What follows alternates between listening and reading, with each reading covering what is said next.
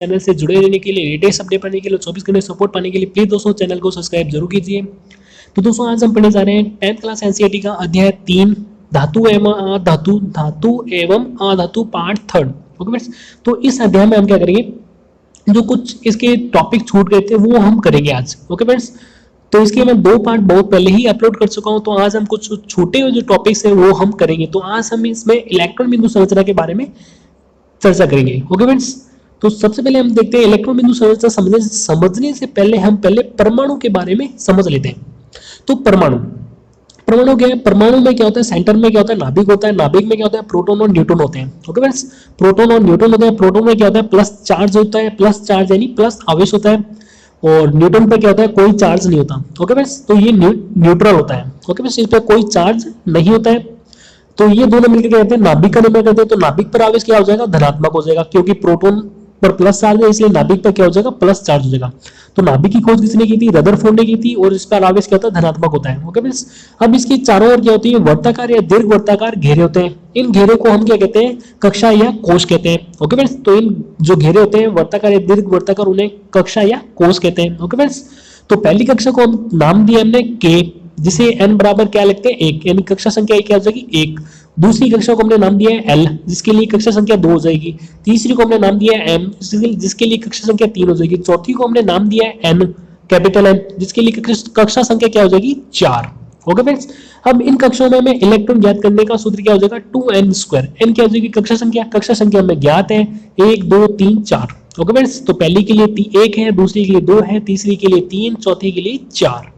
Okay friends, तो कक्षा संख्या में ज्ञात है। अब हमें इलेक्ट्रॉन की संख्या भी ज्ञात कर सकते हैं। पहली कक्षा में क्या हो जाएगा, n का मान रखिए 1, 1 का स्क्वायर 1 हो जाएगा, 1 × 2 कितना हो जाएगा, 2। तो पहली कक्षा में कितने होते हैं, 2 इलेक्ट्रॉन ही आ सकते हैं, यानी पहली कक्षा में क्या होता है, 2 इलेक्ट्रॉन से ज्यादा नहीं आ सकते दोस्तों। ओके फ्रेंड्स, तो पहली कक्षा में 2 इलेक्ट्रॉन आ सकते हैं। अब देखते हैं हम n बराबर 2, तो n का स्क्वायर कितना हो जाएगा, 2 का स्क्वायर क्या हो जाएगा, 4, और 4 × 2 4 दूनी 8। तो दूसरी कक्षा में कितने इलेक्ट्रॉन आ सकते हैं, 8 इलेक्ट्रॉन आ सकते हैं। दूसरी कक्षा में 8 इलेक्ट्रॉन से ज्यादा नहीं आ सकते। ओके फ्रेंड्स, तीसरी कक्षा में क्या हो जाएगा, 3 3 9, 9 दूनी 18। तो तीसरी कक्षा में क्या होता है, 18 इलेक्ट्रॉन ही आ सकते हैं, 18 इलेक्ट्रॉन से ज्यादा नहीं आ सकते। ओके फ्रेंड्स, और चौथी कक्षा में के लिए क्या हो जाएगा, 4 का स्क्वायर 16, और 16 दूनी 32। चौथी कक्षा में क्या होते हैं, 32 इलेक्ट्रॉन तक ही आ सकते हैं, 32 इलेक्ट्रॉन से ज्यादा नहीं आ सकते।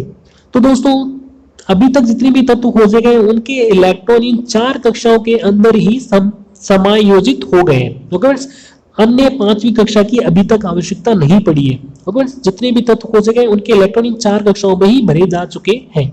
ओके फ्रेंड्स, तो अब हम चर्चा कर लेते हैं इलेक्ट्रॉन बिंदु संरचना के बारे में। तो इलेक्ट्रॉन बिंदु संरचना क्या है, तत्व के बाह्यतम कोश में उपस्थित इलेक्ट्रॉनों को बिंदु के रूप में तत्व के चारों ओर प्रदर्शित करना इलेक्ट्रॉन बिंदु संरचना कहलाता है। उदाहरण, इन तत्वों के बाह्यतम कोश कौन सा हो जाएगा, जिसमें अंतिम इलेक्ट्रॉन भरा जाता है। तो बाह्यतम कोश कौन सा हो जाएगा, जिसमें अंतिम इलेक्ट्रॉन भरा जाता है। और इस बाह्यतम कोश को दूसरा कोश कौन सा कहते हैं, संयोजकता कोश। तो इसे हम क्या कहते हैं, संयोजकता कोश भी कहते हैं। ओके फ्रेंड्स, तो इसे हम कहते हैं संयोजकता कोश भी कहते हैं। बाह्यतम कोश को हम संयोजकता कोश भी कहते हैं। तत्व के बाह्यतम कोश में उपस्थित इलेक्ट्रॉनों को बिंदु के रूप में तत्व के चारों ओर प्रदर्शित करना इलेक्ट्रॉन बिंदु संरचना कहलाता है। उदाहरण, मैग्नीशियम और क्लोरीन। तो मैग्नीशियम में आप देख लीजिए, इसका परमाणु क्रमांक कितना होता है, मैग्नीशियम में 12। जिसका जितना परमाणु क्रमांक होगा उसमें उतने ही क्या होंगे, इलेक्ट्रॉन होंगे। तो मैग्नीशियम में इलेक्ट्रॉन भी कितने हो जाएंगे, 12। तो पहली कक्षा में कितने इलेक्ट्रॉन भरे जाते हैं, 2। तो 2 से ज्यादा पहली कक्षा में नहीं आते, तो 2 इलेक्ट्रॉन पहली कक्षा में हम भर देते हैं। ओके फ्रेंड्स, अब दूसरी कक्षा में कितने आते हैं, 8 इलेक्ट्रॉन। तो दूसरी कक्षा में हम 8 इलेक्ट्रॉन भर देते हैं। तो दूसरी कक्षा में क्या होता है, 8 इलेक्ट्रॉन से ज्यादा नहीं भरे जा सकते। ओके फ्रेंड्स, अब हमारे पास बचे 2 इलेक्ट्रॉन, 10 इलेक्ट्रॉन भर दिए हमने, पहली में 2, दूसरी में 8। अब 2 इलेक्ट्रॉन बचे हैं, वो क्या होंगे, तीसरी कक्षा में चले जाएंगे। तो अंतिम इलेक्ट्रॉन किसमें जा रहा है, तीसरी कक्षा में। ओके फ्रेंड्स, वही क्या हो जाएगा, इसका बाह्यतम कोश हो जाएगा। ओके फ्रेंड्स, तो इस बाह्यतम कोश, ये बाह्यतम कोश हो जाएगा। ओके फ्रेंड्स, तो इसे ही हम क्या कहते हैं, संयोजकता कोश भी कहते हैं। तो इसके बाह्यतम कोश में कितने इलेक्ट्रॉन है, 2। तो तीसरा इसका क्या हो जाएगा, बाह्यतम कोश हो जाएगा। तो इसमें 2 इलेक्ट्रॉन आए बाह्यतम कोश में, तो इसे ही हम कहते हैं बिंदु के रूप में हमने 2 इलेक्ट्रॉन इसमें प्रदर्शित कर दिए। इसी हम क्या कहते हैं, इलेक्ट्रॉन बिंदु संरचना कहते हैं। इसी प्रकार हम देखते हैं क्लोरीन। क्लोरीन का परमाणु क्रमांक कितना होता है, 17। तो इसमें इलेक्ट्रॉन भी कितने हो जाएंगे, 17। तो पहले में कक्षा में इलेक्ट्रॉन 2 आ जाएंगे, दूसरी में 8 आ जाएंगे। ओके फ्रेंड्स, अब इसमें बचे 7 इलेक्ट्रॉन। जो 7 इलेक्ट्रॉन क्या होंगे, तीसरी कक्षा में आ जाएंगे, क्योंकि जो तीसरी कक्षा में कितने इलेक्ट्रॉन आ सकते हैं, 18 तक इलेक्ट्रॉन भरे जा सकते हैं तीसरी कक्षा के अंदर। ओके फ्रेंड्स, तो तीसरी कक्षा में 7 इलेक्ट्रॉन आ गए, तो अंतिम इलेक्ट्रॉन भी किसमें आया होगा, 17वां जो इलेक्ट्रॉन किसमें आया होगा, तीसरी कक्षा में आया होगा। ओके फ्रेंड्स, तो तीसरा जो 17वां इलेक्ट्रॉन है वो तीसरी कक्षा में आया होगा।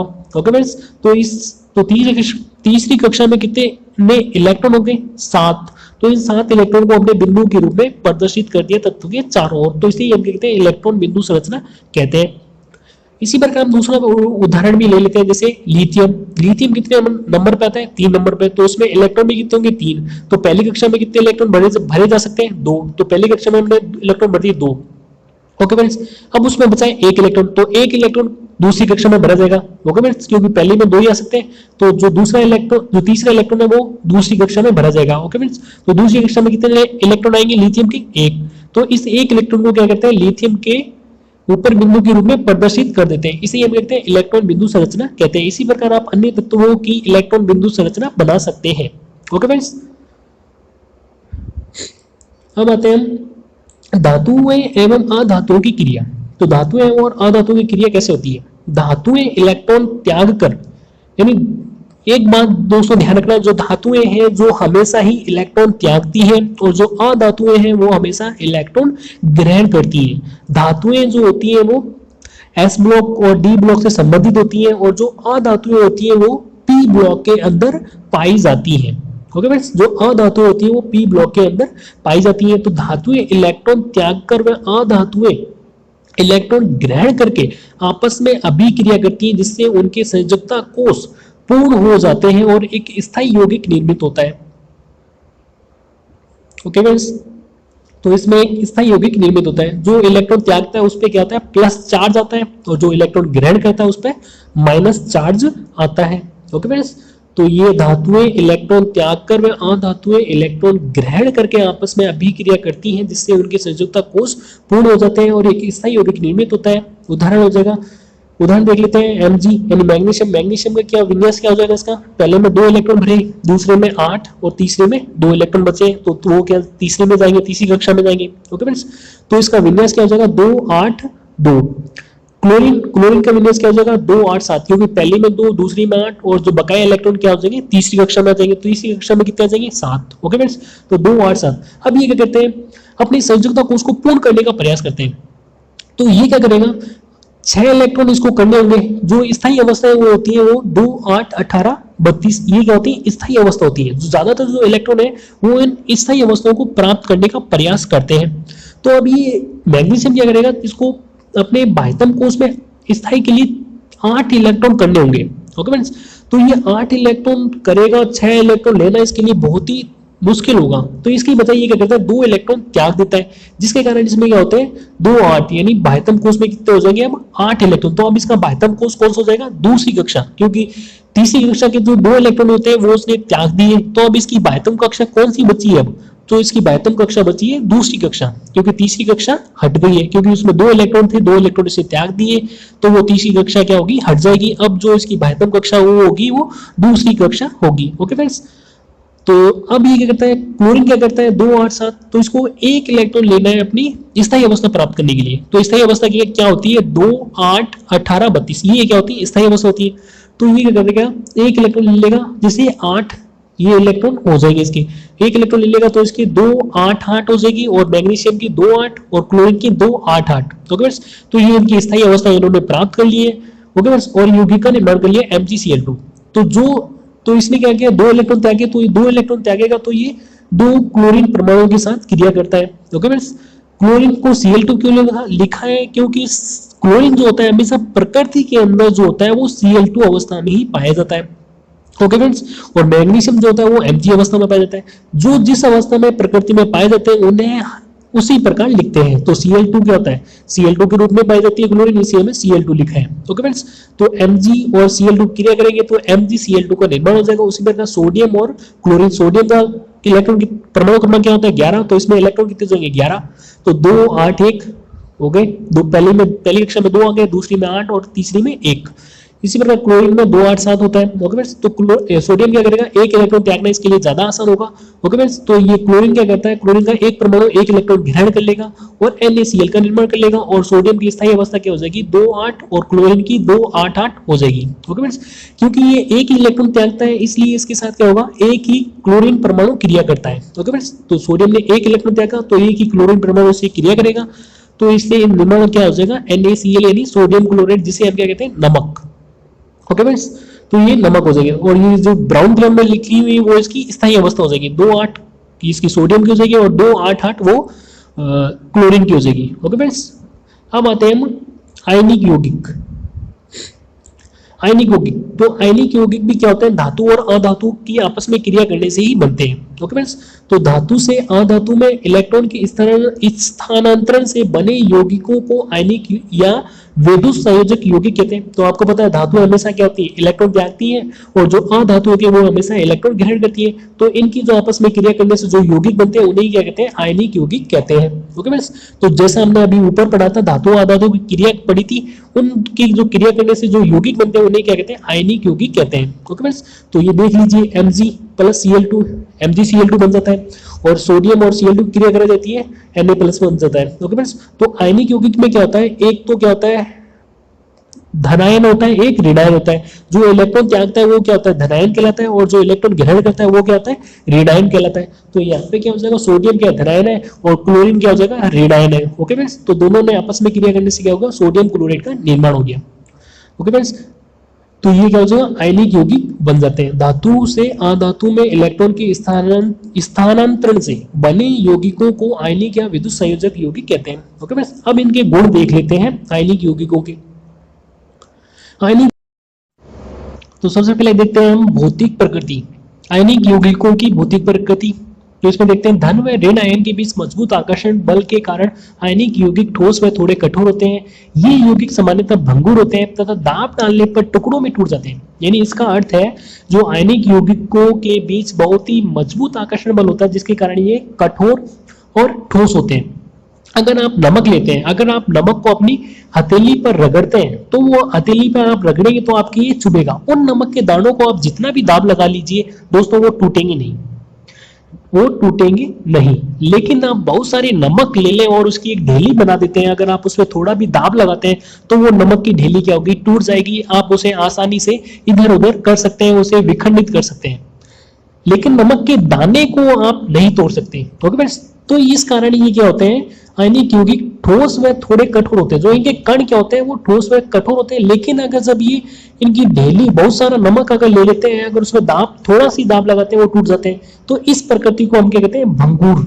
इसको हम कहते हैं भंगुर। इस कारण क्या होता है, आयनिक यौगिक क्या होते हैं, भंगुर होते हैं। ओके फ्रेंड्स, यानी थोड़ा सा दाब लगाने पर टूट जाते हैं। उनके जो ढेली होगी, बहुत सारा जो आयनिक यौगिक होगा वो उनको दाब लगाने पर क्या होगा, वो टूट जाएंगे, लेकिन उनके कण बहुत मजबूत होते हैं, वो नहीं टूटते। उनको बहुत सारा जो आयनिक यौगिक होगा अगर उस पर आप अगर थोड़ा सा दाब लगाते हैं, जैसे नमक ले लेते हैं, नमक की ढेली पर अगर दाब लगाते हैं वो आसानी से टूट जाती है। ओके फ्रेंड्स, अब आते हैं गलनांक व क्वथनांक। आयनिक यौगिकों का गलनांक व क्वथनांक बहुत अधिक होता है क्योंकि मजबूत अंतर आयनिक आकर्षण को तोड़ने के लिए अधिक ऊर्जा की आवश्यकता पड़ती है। तो हमें पता है आयनिक यौगिकों के मध्य बहुत ही मजबूत आकर्षण बल होता है, इसे तोड़ने के लिए अधिक ऊर्जा की आवश्यकता पड़ती है। इस कारण इनकी गलनांक क्वथनांक क्या होते हैं, अधिक होते हैं। मान लीजिए आप नमक उबालते हैं, जल के साथ नहीं उबालना, केवल नमक को गर्म करना है। केवल नमक को आप गर्म करते हैं तो आप सोच सकते हैं वो कब उबलेगा, बहुत ही अधिक टेम्परेचर पर उबलेगा। तो इसलिए इनके गलनांक व क्वथनांक क्या होते हैं, अधिक होते हैं। ओके फ्रेंड्स, अब आते हैं घुलनशीलता। जो आयनिक यौगिक सामान्यतः जल में घुलनशील होते हैं, केरोसिन व पेट्रोल आदि जैसे विलायकों में अविलेय होते हैं। जो नमक यानी जो नमक होता है या जो कोई भी आयनिक यौगिक लेते हैं वो जल में घुलनशील होता है, लेकिन केरोसिन पेट्रोल आदि में घुलेगा नहीं। तो आयनिक यौगिकों की एक विशिष्टता है कि वो जल में घुलते हैं केवल, बकाया जो केरोसिन पेट्रोल आदि जैसे विलायकों में वो अविलेय होते हैं। ओके फ्रेंड्स, अब आता है विद्युत की चालकता। किसी विलयन से विद्युत के चालन के लिए आवेशित कणों मतलब धनायन और ऋणायन का होना आवश्यक है। ओके फ्रेंड्स, तो किसी विलयन में विद्युत के चालन के लिए आवेशित कणों अथवा आयनों की गतिशीलता आवश्यक होती है, या आवेशित कण या आयनों की जो गतिशीलता इनका उनका मूवमेंट यानी इनकी गतिशीलता आवश्यक होती है। आयनिक यौगिकों के जलीय विलयन विद्युत का चालन करते हैं क्योंकि आयनिक यौगिक जल में अपघटित हो जाते हैं और आयन मुक्त करते हैं। ये मुक्त आयन धारा प्रवाहित करने पर विपरीत आवेशित इलेक्ट्रोड की तरफ गमन करते हैं। तो अगर आप केवल नमक लेते हैं, सूखा नमक में अगर आप धारा प्रवाहित करते हैं तो वो क्या होगा, नमक धारा का प्रवाह नहीं करेगा। केवल सूखा नमक लेते हैं तो वो धारा का प्रवाह नहीं करेगा क्योंकि उसमें गतिशील आयन नहीं है, गतिशील आवेशित कण नहीं है। लेकिन आप उसी नमक को अगर जल में डालते हैं तो वो जल में क्या होता है, वो उसके अंदर आवेशित कणों में टूट जाता है। यानी जो आयनिक यौगिक क्या होते हैं, धनायन और ऋणायन से मिलकर बने होते हैं। अगर उनमें जल में अगर डाल देते हैं तो वो जो आयनिक यौगिक होते हैं वो धन आयन और ऋणायन में टूट जाते हैं। ये धन और ऋणायन क्या करते हैं, जल में मूवमेंट यानी गतिशील बने रहते हैं। जब इनमें धारा प्रवाहित करते हैं तो ये क्या करते हैं, गतिशील जो आयन होते हैं वो क्या करते हैं, जो विद्युत का प्रवाह करते हैं। ओके फ्रेंड्स, इस कारण जो आयनिक यौगिक होते हैं, आयनिक यौगिक के जो जलीय विलयन होते हैं वो विद्युत धारा का प्रवाह करते हैं। ओके फ्रेंड्स, तो अगर आपको यह वीडियो अच्छा लगा दोस्तों, प्लीज दोस्तों इसे लाइक शेयर कमेंट जरूर कीजिए। Thank you for watching this video.